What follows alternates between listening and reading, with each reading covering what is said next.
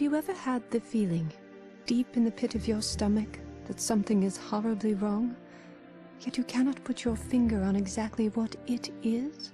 Should we pay any heed to these errant impulses in our modern world of motorcars and luxury liners?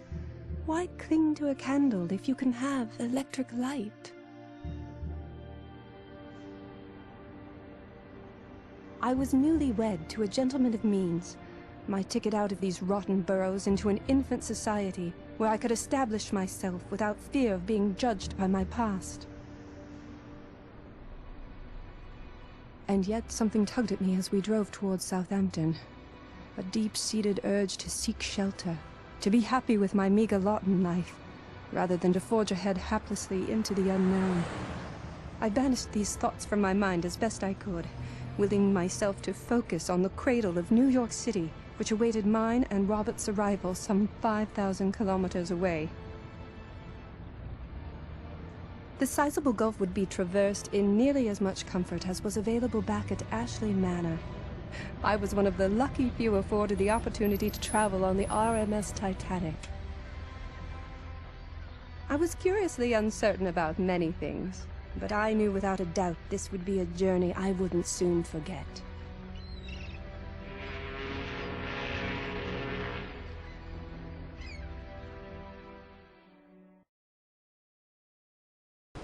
Good morning, sir and madam. Welcome aboard the pride of the White Star Line RMS Titanic. May I have your boarding passes, please? Of course. Here you are. Ah, Mr. Ashley. An honor, sir. And madam? Robert, don't you have my boarding pass? No, I gave it to Montague. He was to give it to you. Well, he didn't. At least, not that I remember. Mr. Ashley? Madam? Perhaps you could step aside until you find madam's pass. Can't you just let us on? My man may have boarded already. I'm sorry, sir. I'm under strict orders.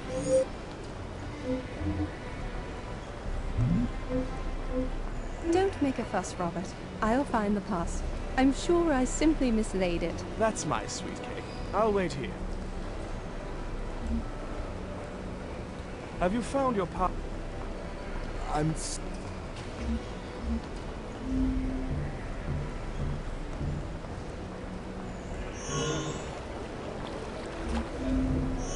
Madam, I assure you, my intent was not to harm the boy. Well, you weren't being friendly. I do believe he picked my pocket. I did no such thing. I assure you, madam, he did. Mrs. Ashley? Montague, do you have my boarding pass? Margie? Mother? What on earth are you doing here? Came here looking for you, Margie, to beg you not to go to America. Mother, we've discussed all this. I have a new life now, a husband. Oh, yes. You mean the husband what made you renounce your own blood? How could I forget? I thought I made myself clear to you last month. How can you show up here and embarrass me like this? Embarrass you? I'm trying to save you. Please don't get on this blasted ship. I've a terrible feeling.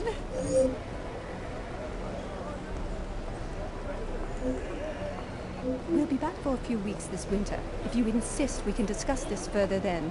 Right now, I have to find my boarding pass. Fine. Ignore your own mother. If I may, madam, I have both of our boarding passes right here. Just a moment. They're gone. It was that boy. That boy stole them. Where did he go? Off towards baggage. I'm sorry, madam. Please don't tell Mr. Ashley. Don't worry about it, Montague. I'll take care of it. Little boy, did you steal some papers from that man over there? What? I never did nothing. What's your name? George.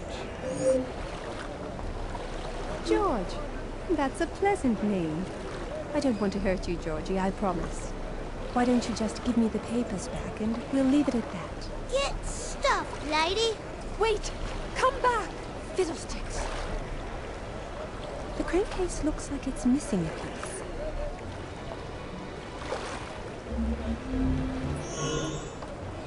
George, get out of that car this instant! No, you can't make me. I only want to speak to you properly. What if I gave you a present? Would you like that? Got any cigarette cartons? No, and even if I did, I wouldn't give them to a little boy. I'm convinced they're not good for you. What I want cigarettes for? I want the little cards what come in the packages. I've bought almost 50 already. I'm going for a full set. Oh, well, I suppose I could look around for something like that.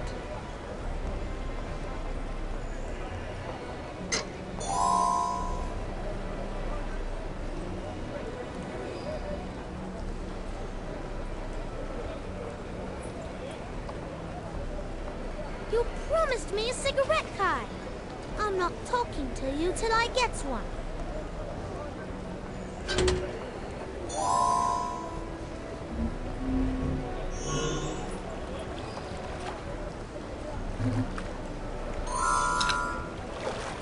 Not now, perhaps later.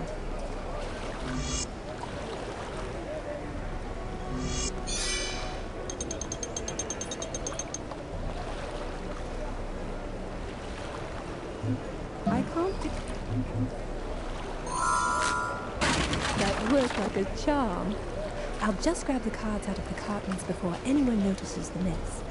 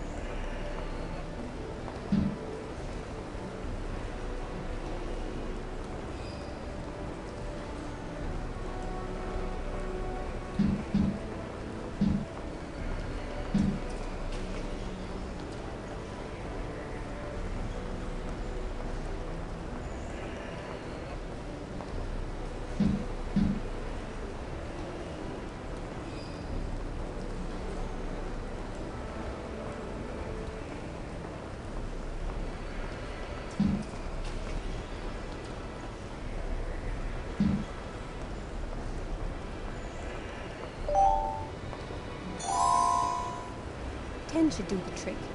George can't possibly have all of these.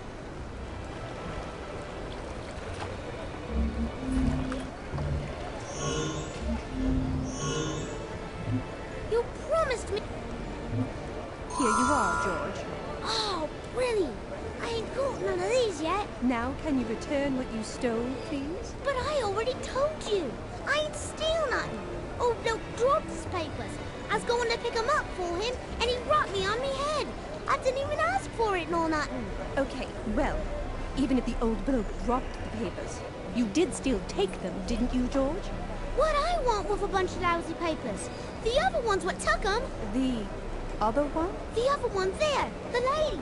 I saw her pick up the papers while the old bloke was busy baiting on me. He'll be sorry. I think I can have a guess who the Ophir one is. Oh no, the ship's about to leave. I gotta go find my brother. Bye, lady.